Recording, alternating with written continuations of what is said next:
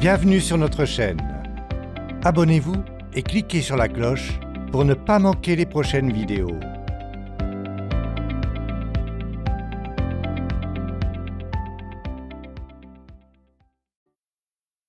Je maintiens dans ce petit livre audio que le pouvoir de changer votre vie existe. Où se trouve-t-il? Comment le canaliser? Nous savons tous que pour obtenir de nouveaux résultats, il faut changer de comportement, mais il faut aussi prendre conscience du fait que tous nos actes découlent des décisions que nous prenons. Pouvoir décider, c'est pouvoir changer. Là encore, il est vrai que nous ne sommes pas toujours maîtres des circonstances. Mais nous pouvons exercer un contrôle sur ce que nous décidons de penser, de croire, de sentir et sur nos réactions aux événements. Il ne faut jamais oublier qu'à chaque instant, que nous l'acceptions ou non, la vie nous met face à de nouveaux choix. Ces choix ainsi que les actes et résultats qui en découlent dépendent entièrement de nous. La plupart d'entre nous oublions que nous avons le pouvoir de choisir. En fin de compte, ce sont nos décisions et non pas les circonstances qui influent sur notre destin. Votre mode de vie actuel reflète notamment qui vous avez décidé d'être et ce que vous avez décidé d'accomplir, ainsi que vos décisions de fréquenter telle ou telle personne, d'apprendre ou de ne pas apprendre, d'adopter certaines croyances, de persévérer ou d'abandonner la partie, de vous marier, d'avoir des enfants, de vous alimenter d'une certaine façon, de fumer ou de boire, etc. Toutes ces décisions ont littéralement réglé le cours de votre vie. Si vous voulez sincèrement changer votre situation, vous devez décider ce qui vous tient à cœur, ce que vous ferez et quels sont les engagements que vous êtes prêt à prendre. Lorsque j'emploie le terme « décision », je veux parler d'un choix conscient. La plupart des gens se disent « Bon, j'ai décidé de perdre du poids ».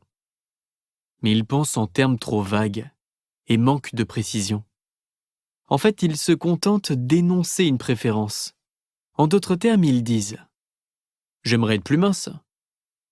En fait, il n'y a prise de décision que lorsqu'on refuse de considérer tout autre scénario possible, que l'on se concentre exclusivement sur son but, que l'on ne se permet même pas de douter. Permettez-moi de vous raconter l'exemple édifiant d'un homme qui avait compris toute la puissance que renferme une vraie décision, de quelqu'un qui s'était juré une fois pour toutes de ne jamais abandonner la partie. Il s'appelle Soichiro Honda. C'est le fondateur de la société Honda, qui fabrique des automobiles et des motocyclettes. Monsieur Honda ne se laissa jamais arrêter par les tragédies, les problèmes ou les défis. En fait, il décida souvent de considérer les plus grands obstacles comme de simples étapes à franchir dans la course devant le mener à la victoire finale. En 1938, Monsieur Honda n'était qu'un pauvre étudiant qui rêvait de créer un nouveau type de segment de piston qu'il comptait fabriquer pour la société Toyota. Tous les jours, il allait suivre ses cours, puis il passait la nuit à travailler sur la conception de son engin, le visage et les mains pleins d'huile. Il investit le peu d'argent qu'il possédait dans son projet, sans parvenir à le terminer. En dernier ressort, il dut mettre les bijoux de sa femme au clou pour pouvoir continuer. Après des années et des années d'efforts, il parvint enfin à dessiner le type de segment de piston qu'il comptait fermement vendre à Toyota. Mais lorsqu'il présenta son produit, Toyota refusa de l'acheter. Il dut retourner à l'université où il se fit humilier par ses professeurs et par ses amis qui lui dirent qu'il était complètement idiot de dessiner les plans d'un machin aussi ridicule. Était-il frustré? Et comment? Était-il fauché? Sans aucun doute. Abandonna-t-il la partie? L'idée ne l'en effleura même pas. Au lieu de cela, il passa les 2 années suivantes à réfléchir aux moyens d'améliorer la conception de son segment de piston. Il connaissait la formule clé qui le mènerait à la réussite. 1. Il décida ce qu'il voulait. 2. Il exécuta son plan d'action. 3. Il évalua constamment ses progrès. Et 4.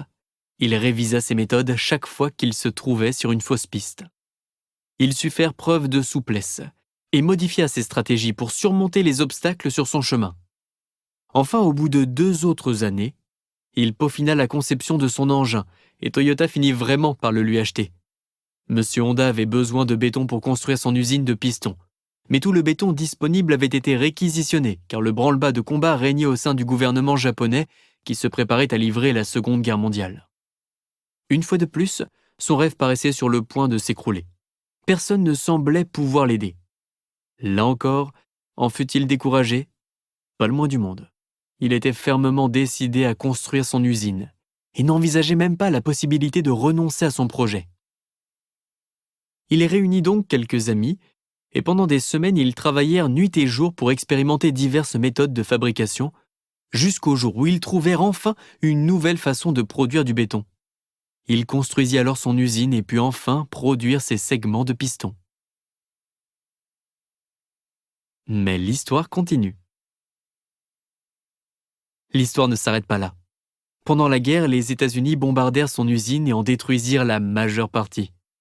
Au lieu de s'avouer vaincu, M. Honda rallia ses employés autour de lui et leur dit « Vite, courez observer ces avions. Ils vont larguer leurs bidons d'essence dans le vide. Il faut trouver les points de chute de ces bidons pour les ramasser, car ils sont faits de matières premières dont nous avons besoin pour fabriquer nos produits. » À l'époque, il était impossible de se procurer ces matériaux au Japon. M. Honda avait découvert le moyen de profiter de ce que la vie voulait bien lui offrir. Finalement, un tremblement de terre détruisit son usine, et il fut obligé de vendre son entreprise de production de segments de pistons à Toyota. Mais Dieu ne nous ferme jamais une porte sans nous en ouvrir une autre. Aussi devons-nous rester à l'affût de ce que la vie peut nous offrir. Lorsque la guerre prit fin, le chaos régnait au Japon. Partout dans le pays, il y avait pénurie de matières premières. L'essence était rationnée, et dans certains cas presque introuvable. M. Honda ne réussissait même pas à s'en procurer suffisamment pour mettre sa voiture en marche et se rendre au marché acheter des provisions pour sa famille. Au lieu de se sentir vaincu ou impuissant à agir, il prit une nouvelle décision. Il décida qu'il ne se contenterait pas d'une qualité de vie aussi médiocre. Il se posait une question d'une importance cruciale. Que puis-je faire d'autre pour nourrir ma famille? Comment mettre à profit les connaissances que je possède déjà pour atteindre mon but? Il s'aperçut alors qu'il lui restait un petit moteur, de ceux dont on se sert pour équiper les tondeuses à gazon, et l'idée lui vint de le monter sur sa bicyclette. Il créa ainsi la première motocyclette. Il s'en servait pour aller au marché et peu de temps après, ses amis lui demandèrent de leur fabriquer leur propre motocyclette. En peu de temps, il en monta un si grand nombre qu'il commença à manquer de moteurs.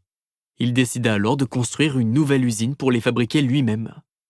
Mais que faire sans argent dans un Japon déchiré? C'est en décidant que nous forgeons notre destin.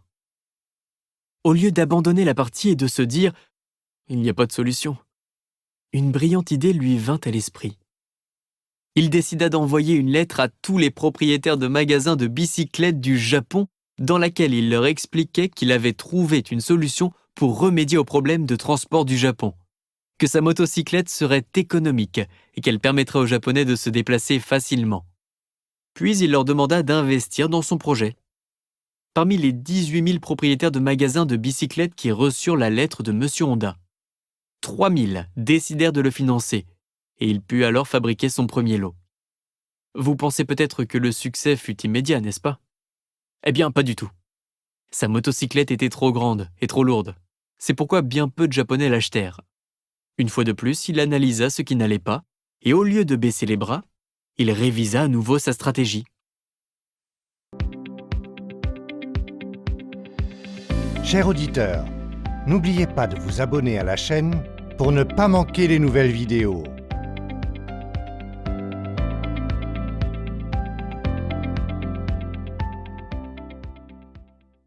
Il décida d'épurer le modèle de ses motocyclettes et d'en construire des beaucoup plus légères et de plus petites dimensions. Il nomma son nouveau modèle The Cub.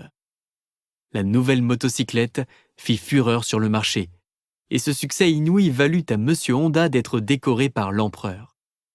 Il devint célèbre, et tout le monde déclara qu'il avait eu bien de la chance d'avoir eu une si bonne idée. Était-ce vraiment de la chance? Si chance signifie travailler en sachant ce que l'on fait, alors oui, il se peut que M. Honda ait eu de la chance. À l'heure actuelle, son entreprise est l'une des mieux cotées au monde. la société Honda compte plus de 100 000 employés et vend plus de véhicules que tous ses concurrents américains, à l'exception de Toyota. Et tout ça parce que M. Honda n'accepta jamais de s'avouer vaincu. Il refusa de se laisser arrêter par les problèmes et les circonstances. Il avait décidé une fois pour toutes qu'il y a toujours moyen de réussir quand on le veut vraiment. La vie n'est qu'une suite de décisions. Vous savez comme moi que certaines personnes sont nées sous une bonne étoile. Leurs parents étaient riches et ils ont grandi dans des milieux privilégiés. La nature semblait les avoir dotés d'une bonne santé et d'une robuste constitution, et on a pourvu à leurs moindres besoins. Et pourtant, il arrive parfois que ces mêmes individus deviennent obèses, frustrés et toxicomanes. Par ailleurs, il est courant d'entendre parler ou de rencontrer des gens qui, contre toute probabilité, ont réussi à surmonter tous les obstacles et à se dépasser, après avoir pris de nouvelles décisions d'une importance capitale pour leur destin. Ce sont aujourd'hui des modèles du caractère invincible et de la puissance illimitée de l'esprit humain. Comment ces gens étonnants procèdent-ils ? Tous ont décidé à un moment donné qu'ils en avaient assez, qu'ils ne se contenteraient que de ce que la vie avait de meilleur à leur offrir. Ils ont vraiment pris la décision de transformer leur vie. Qu'est-ce que j'entends par « vraiment » ? Eh bien, tant de gens disent par exemple « Je devrais vraiment perdre du poids, je devrais gagner plus d'argent, je devrais chercher un meilleur emploi, je devrais arrêter de boire et de fumer. » Ce n'est certainement pas à coup de « devrait » que vous allez changer quoi que ce soit. La seule façon de changer de vie est de prendre une véritable décision. Décider véritablement signifie exclure la moindre possibilité d'échec et concentrer toute son énergie sur l'objectif qu'on se propose d'atteindre. S'il est si facile de prendre des décisions, et si les décisions peuvent avoir un tel impact sur notre vie, pour quelle raison si peu de gens en prennent ? C'est qu'ils ne savent pas en quoi consiste une vraie décision. Ils s'imaginent que décider équivaut à dresser une liste de vœux pieux. J'aimerais arrêter de fumer, ou j'aimerais arrêter de boire. En fait, la plupart d'entre nous n'avons plus pris de décisions sérieuses depuis si longtemps que nous en avons même oublié ce que c'est. Lorsqu'on prend une véritable résolution, on se fixe une ligne de conduite dont on ne dévie pas d'un millimètre. Les vraies décisions ne sont pas des châteaux de cartes. Elles sont coulées dans le béton. On sait exactement ce qu'on veut. Cette prise de conscience se traduit par une puissance d'action accrue. Ceux qui luttent contre des forces supérieures et triomphent dans la vie prennent tous les jours 3 décisions capitales. Ils décident 1. Sur quoi concentrer leur attention. 2. Quelle est la signification réelle de chaque chose. 3. Quel plan d'action adopter. L'histoire d'Ed Roberts fait aussi partie des exemples que j'aime citer. C'est un homme ordinaire en fauteuil roulant qui est devenu un être vraiment exceptionnel en décidant un jour de transcender ses limites physiques. Entièrement paralysé depuis l'âge de 14 ans, il a appris, malgré d'énormes difficultés, à se servir quotidiennement d'un appareil respiratoire pour mener une vie aussi normale que possible. Après avoir frôlé la mort plusieurs fois, il aurait pu prendre la décision de s'abandonner au désespoir. Mais il a choisi au contraire de faire progresser la cause des personnes handicapées. Comment ? En menant depuis 15 ans un combat contre la société des gens dits normaux et contre leur condescendance à l'égard des personnes handicapées. Il est parvenu ainsi à améliorer considérablement leur sort et leur qualité de vie. Ed Roberts a éduqué le public. Grâce à lui, l'usage de rampes d'accès pour fauteuils roulants, de barres d'appui et d'emplacements de stationnement réservés s'est répandu considérablement. Il fut le premier quadriplégique à recevoir un diplôme de l'Université de Berkeley, en Californie. Il obtint finalement le poste de directeur du service de rééducation des personnes handicapées de l'État de Californie. Là encore, il fut le premier handicapé à occuper ce poste. Il est clair que cet homme avait décidé dès le début que le cœur de ses préoccupations serait différent de celui de la majorité des personnes handicapées. Il se concentra sur la façon de faire avancer les choses. Son handicap physique constituait un défi à ses yeux. Il décida de faire tout ce qu'il pouvait pour aider ses semblables, affligés comme lui de handicap, à mener une vie plus facile. Il prit l'engagement de réaménager l'environnement de façon à améliorer la qualité de vie des handicapés. Le cas d'Ed Roberts prouve sans contredit ce qui importe bien plus que le point de départ. C'est la ligne d'arrivée et notre décision quant à la façon de l'atteindre. Tout ce qu'il a réussi à accomplir est le fruit d'une vraie décision. Quant à vous, pensez à quel point votre vie se trouverait transformée par ce genre de décision. Décidez dès maintenant. Tout progrès humain est précédé d'une décision. Quelles sont les choses que vous ne cessez de remettre au lendemain? Qu'est-ce que vous devez faire pour améliorer votre existence? Il s'agit peut-être de décider de remplacer la cigarette et l'alcool par du jogging ou de la lecture, ou bien de vous lever plus tôt le matin et d'avoir une attitude plus positive, ou bien de décider que vous n'accuserez plus personne d'être à l'origine de vos problèmes et de réfléchir à ce que vous pourriez faire chaque jour pour améliorer votre situation, ou de décider de chercher un nouvel emploi en prenant dès le départ la résolution de devenir indispensable, ou décider d'étudier et d'acquérir de nouvelles compétences qui vous permettront de gagner plus d'argent, ou encore de décider de vous consacrer davantage à votre famille et à vos amis. Dans l'immédiat, prenez 2 résolutions que vous vous engagez fermement à respecter, quels que soient les efforts que vous devrez déployer. Commencez par prendre la décision de faire une promesse facile à tenir, envers les autres ou envers soi-même. En prenant une telle décision et en passant ensuite aux actes, vous vous prouverez que vous êtes capable de prendre des décisions d'une portée bien supérieure à cette première résolution. Vous verrez alors vos muscles décisionnels se raffermir à vue d'œil. Maintenant, prenez une seconde décision qui exige encore plus de détermination de votre part. Une résolution qui vous inspire vraiment. Inscrivez vos 2 décisions sur papier. Informez-en vos parents et amis et abandonnez-vous ensuite au plaisir et à la fierté de tenir votre parole. Écrivez 2 décisions importantes que j'ai prises et que je me suis engagé à respecter.